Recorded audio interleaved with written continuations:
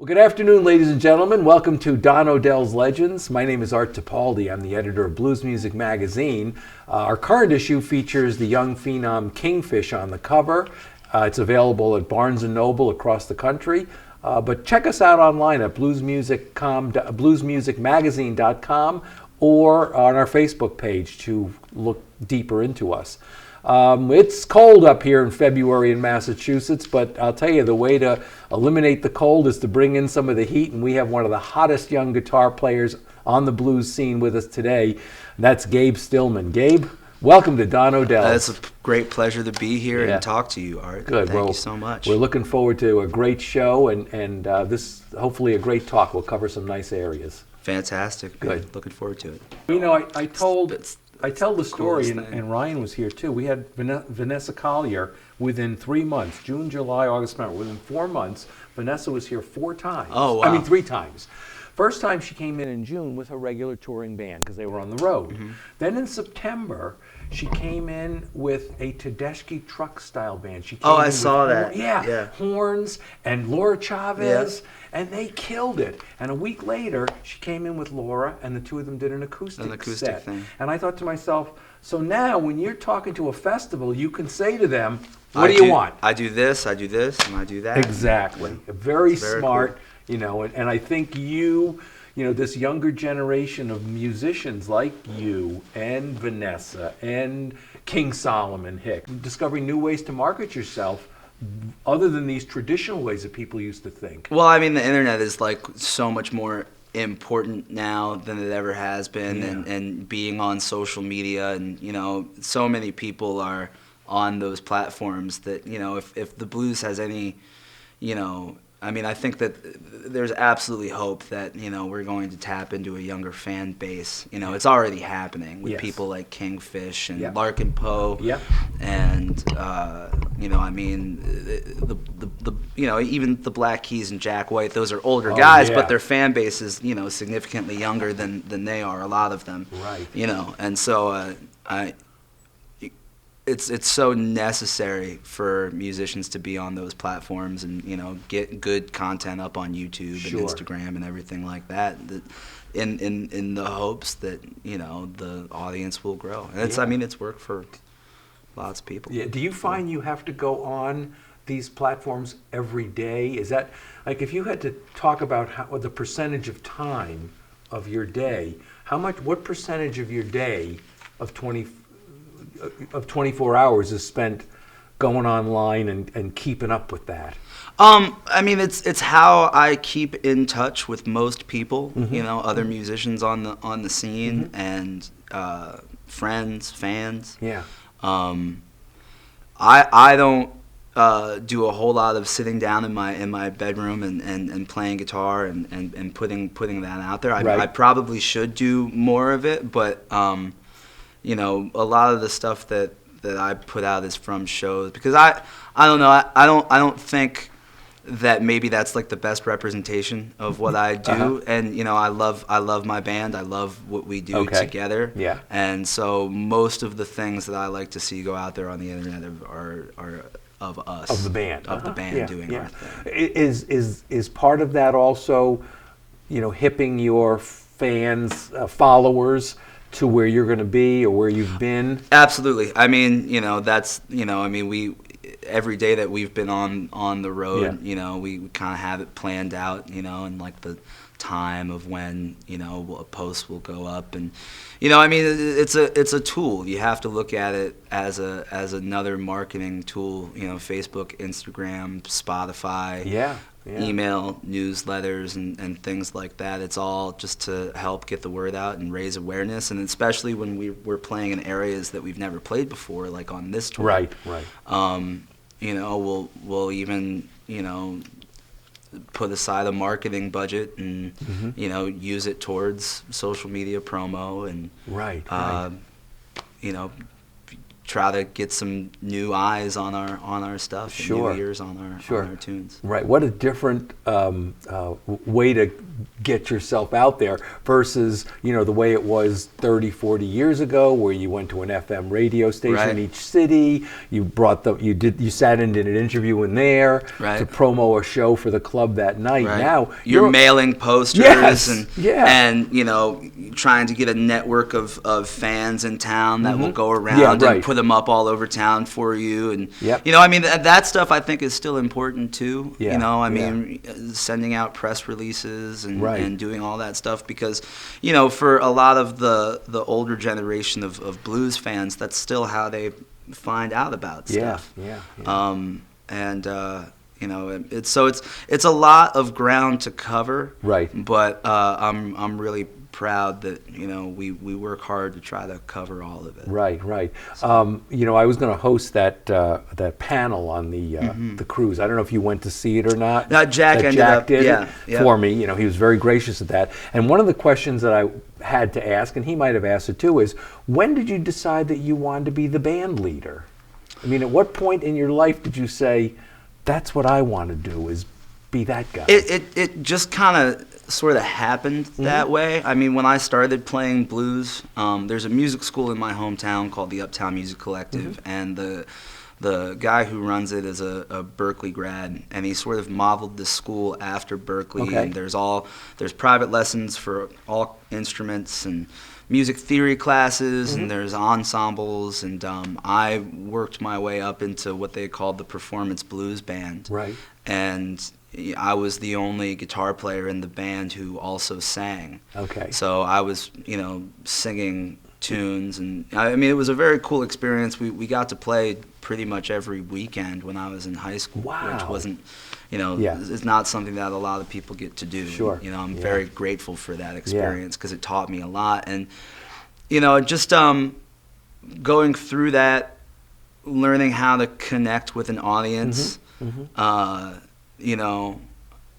it just sort of, after I got out of college and I moved back to Williamsport, Pennsylvania, my hometown, there wasn't a whole lot of bands around to join. Okay. And so I was kind of like, well, I want to play, so I'll just start my own bands. Right. And it's been going for 7 or 8 years. Yeah. And my follow-up question is, when you did decide to start your own band and do this, what job was most surprising to you? What new job came your way that you were like, oh my God, I got to do this now? Definitely, the learning how to work a deal and book shows, so you and were all booking, of that stuff. You were booking yourself and the band. I had a lot of help from my mentor, who is now my manager, Bonnie. She's been great. She's been an incredible resource. Sure, she's a wonderful resource in the blues. Absolutely. Yeah, she managed a lot of really popular acts, and then sort of retired from the business. But once I won the Gibson Guitar Award at the IBC in 2019, she sort of came out of retirement to help me in a bigger role. She had already been there, kind of coaching me and guiding me and teaching me what to do. Yeah. And more also what not to do. Yeah. But now she's sort of stepped in and helps me with a lot more stuff. Yeah. But that job initially, because when I got out of college, I wasn't really prepared to now I'm not just a guitar player anymore. I'm an entrepreneur. Yeah. And I got a cottage industry here. Yeah, and it's called Gabe Stillman. Exactly. Yeah. And I've got to make it happen. Right. And so, just learning about the financial side of things, the logistical side of things, how practical is it to, drive 9 hours and go play a gig for no money? I mean, I want to play so badly, but, is there something, better I can do, or something different that I can do to make that situation a little bit easier on me, on the band, that whole thing. Right. Were there ways back then that you figured out to be attractive to these buyers, talent buyers, as you were trying to sell your band? I mean, early on when you're first picking up the phone, that's got to. You're a salesman now. Yeah. You're not a musician. And it's really hard to advocate for yourself. Yeah. I mean, you're calling people up and sending emails and pleasantly being a pest to them. Yeah. And you're telling them, hey, please hire me. I don't suck. I promise. Right. And they're like, they don't know you. So yeah, I mean, it's a struggle. I find that if you just keep in touch with people and just don't let up. I mean, I get told no. I mean, everybody in the entertainment industry knows that you're gonna get told no a lot, and you have to be prepared for that and able to deal with it. But if you have a healthy relationship with that kind of rejection, you can and you just stay with it. And as you go along and improve yourself and learn more and grow and adapt, it becomes those opportunities that weren't available, start becoming more available and things like that. And paying dues, What? Paying the dues, paying exactly. The dues, And I've got to believe too, as I've gone to shows with a new young artist, at a local club or a blues bar, or whatever, and you see that there's 20 people there, that owner is going, well, do I want to bring this band back? But they have to bring you back to build an audience for you. Sure. Because the next time those 20 people are going to go home and tell their friends, and there's going to be 80 people. Sure. Yeah. I mean, I'm very grateful that I've been fortunate to work with really professional musicians. Always. And we don't have a whole lot of shows where we're told you guys are never coming back here.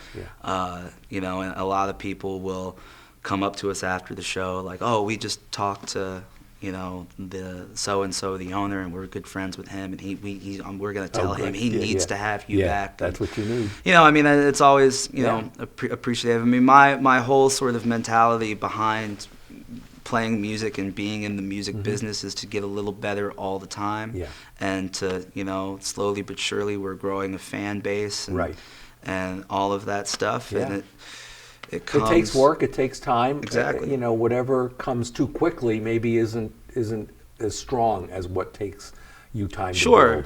Sure. And I mean, there are certain places, certain areas and regions that we go play where maybe we've been playing there for 4 or 5 years and we still see the same faces in the crowd who were there the first time, we came to that spot. That's cool. And that's always, I mean, that's beautiful because, I mean, it's more so than building fans. You're building relationships with people and you're getting to know them, and you're establishing friendships that I mean, it's my favorite part about traveling and playing music is the people. And I just get to meet all different kinds of people, and it's just a great you're sharing thing. stories. Exactly.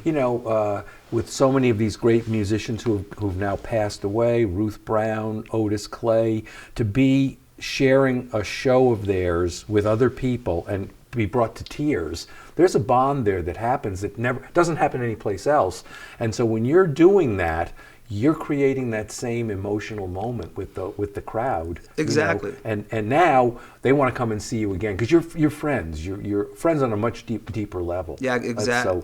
Exactly. And that's the beautiful thing really about the blues, and I think all American roots music is that it's really folk music. Yeah. It's music for people. It's not music necessarily intended for other musicians or because there is music like that out there. But and then you have the pop music that's made just to market and sell from a machine. Right. I mean, I think that everybody out there playing, quote unquote real music, or whether it be blues or, bluegrass or rock and roll, or, just writing songs trying to move people and put on a show that's you're putting that energy out there in the hopes that you'll get it back. You don't always get it back, Right. but that's okay. You know, just as long the act of doing it and trying to do it Right. is a beautiful thing. Yeah. And when it happens, there's nothing better I can in imagine. the world. Sure. When that energy that you put out there comes back to you, I mean, Yeah. that's the best high that there is. That's cool. Nice. You know, Now, you just mentioned writing songs. Yeah. Now, your new CD, which came out during the pandemic, correct? We should mention that that has just been nominated for a Blues Music Award as Best Debut CD. That's pretty heady stuff. That's right. I'm really proud of the Yeah. record. I'm really proud of my band and all of the great people who I got to work with. Yeah. It was a really wonderful experience. It was a life-changing experience working Right. on this project. Arson Funderburgh, who's here with us today, produced it. Yeah. And it's got the Texas horns on it. Yeah. And, you know, there were a couple of great surprises when we were making it. Like, you know, Arson hadn't been to Austin in a long time because Okay. the pandemic had been going Sure. on. And it was like right when things were just starting to open back up that we went and recorded. You know, so all these people all week long, all these cool people who I've admired for years, all these Austin musicians Yeah. are coming into the studio to visit with Arson, and Yeah. you know, one of those people was Sue Foley. Wow. And she comes in and she's listening, and you know, I'm like freaking out because Yeah. I'm a huge Sue fan. Yeah. And she's like, "This sounds great. Nice. I would love to play on something if Yeah. if you'll have me." I'm like, "Get out of Yeah. where's your guitar? Here's my Let's guitar. do it Use now." mine. Yeah. Yeah. Yeah, I remember we're sitting Wow. at the console in the control room, and she's listening to the song that she's on, and you know, just kind of coming up with ideas about what she's gonna do, and she spins around in the spinny chair just like this, and Yeah. she slapped me on the knee and told me that I sounded great. And I was like, "Okay, Sue, I'm gonna go into the other room and die." Yeah, yeah. I'm just going to put that on Yeah. the cover of the Yeah, CD. sure. Yeah, Sue Foley, great. Right, right. Oh, that's great. And you But- said life-changing experiences. Besides meeting all these other people, what about the process and working with Arson would you say was life-changing? Learning, you know, what's possible in the studio, and just I really dig Anson's whole method of making a record. Right. You know, we tracked as much live as we could, Okay. and it just I don't know.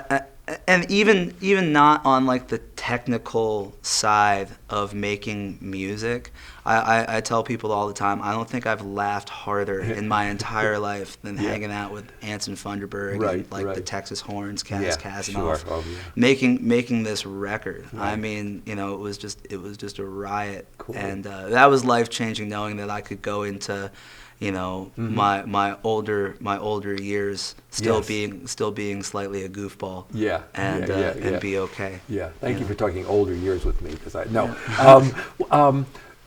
it sounds like it was a great time and it was very easygoing. But what was what was most challenging for Gabe Stillman in this experience? There's 15 songs Right. on my It's a record. full We CD. didn't go into the studio with that intention, but I knew I had 15 songs that I wanted to cut, and Right. when we cut them, I mean, it sounded so. They all kind of had a special thing Yeah. going on. Yeah. It's like, well, let's put all 15 Right, on there. right, So yeah. we're like mixing like 3-4 songs a day, listening to each song, you know, upwards of, you know, maybe 200 times. Wow, You know, wow. trying to get things, you know, where you want them, and after a while, you're like, man, Yeah. I can't even hear it anymore. You know, Yeah. what I was hearing in the beginning is completely gone. Yeah, yeah. So, but at some point, you know, and also like knowing when to make the decision that, okay, this is finished. Like, Right. let's move on. And that's where like working with a producer like Arson Yeah. is super helpful, and just being able to have that feedback, that other person to bounce Yeah. an opinion off of, Yeah. and say like, okay, like let's put this one to bed. It sounds pretty good. I don't Right. think we can do any more with it. Yeah. And it's also, I mean, you know, making records, any musician knows how expensive it can get, and you're kind of limited in terms of, you know, Studio time. time is money, man. Yeah. And you have to know, all right, when am I overextending myself a little bit here? Right. So. Now, we're talking a little bit about originals. You have 15 songs. I think 11 of them are originals. 13 are originals. Originals. That's right, because you wrote 2 with Anson.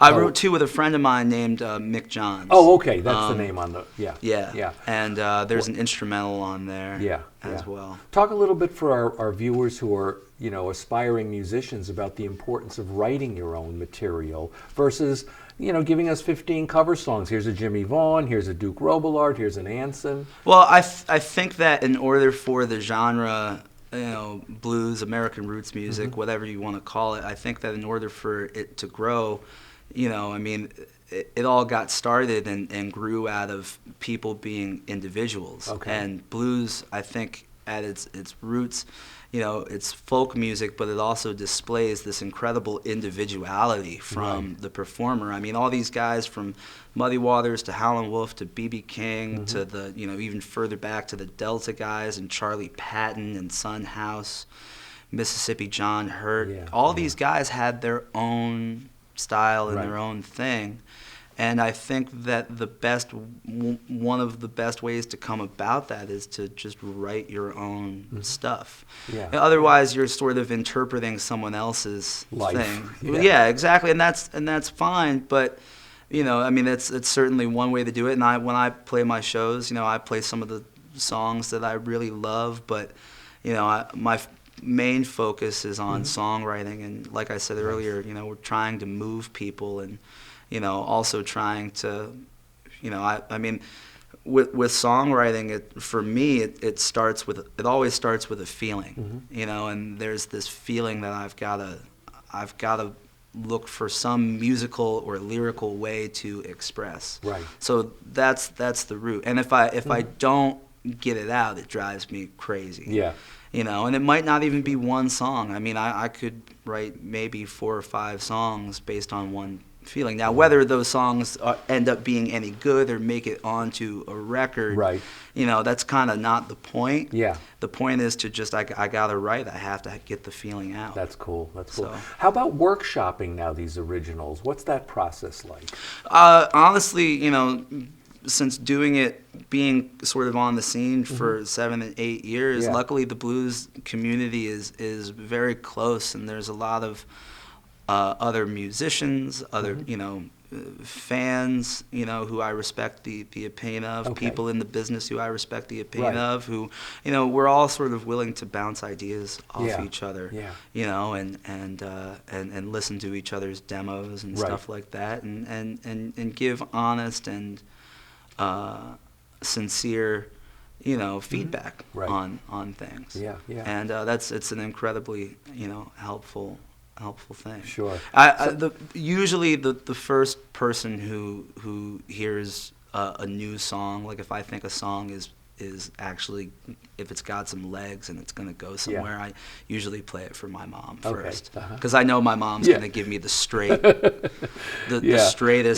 you know, feedback that there is, you know, and she's going to correct me grammatically and all this stuff, cool. And I'm like, you know what, it's music, Mom. It doesn't have to necessarily always be. It's not out of Warner's. Like proper syntax, you know. So you've won the Albert King Award at the 2019 Blues IBC International Blues Challenge, where you were a finalist. Very cool show. Thank you. And now you've got your CD out there, which is Blues Music Award nominated, Best Debut Artist, 11 original, 13 original songs. What do you work hardest at? Guitar, songwriting, or singing? So that's a great question. For me, I don't know. I'm in like phases. Is sort of how I work. I'm either in like a performance phase where I'm gigging all the time and I'm on the road, or I'm in a writing phase, or I'm in a practicing phase. And those things do cross over.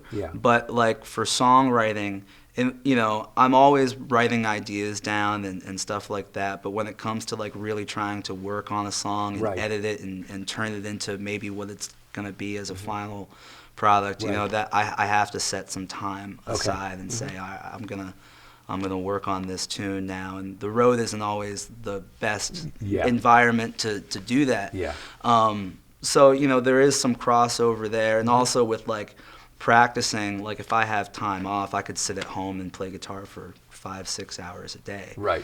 You know, but if I'm playing every night, you know, and traveling in the van all day long, you know, sometimes the last thing I want to do is pick up my guitar. Yeah, you got to recharge the batteries.